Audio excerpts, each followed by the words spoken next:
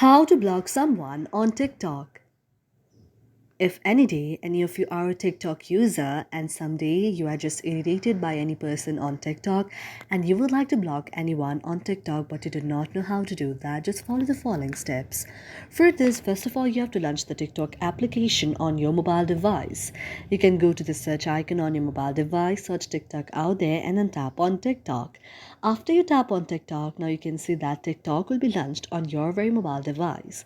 After that, you have to go to the search icon on your mobile device, and after you go to the search icon on your mobile device, you have to search the very person that you would like to block on TikTok. Now, after you find the very person that you would like to block on TikTok, you have to tap on the very person like this.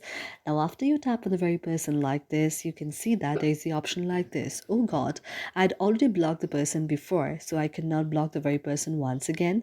So if you'd like to block any other person, you have to search the very person like this. And after you find the very person, you have to tap on the name of the person and then go to the option of message. After tapping on message, you can see an interface like this. Now you have to tap on the three dots on the top and then go to the option of block like this. And after you tap on the option of block and block the person will be blocked on TikTok. Thank you for watching our video, and if you really like it, do not forget to subscribe our channel.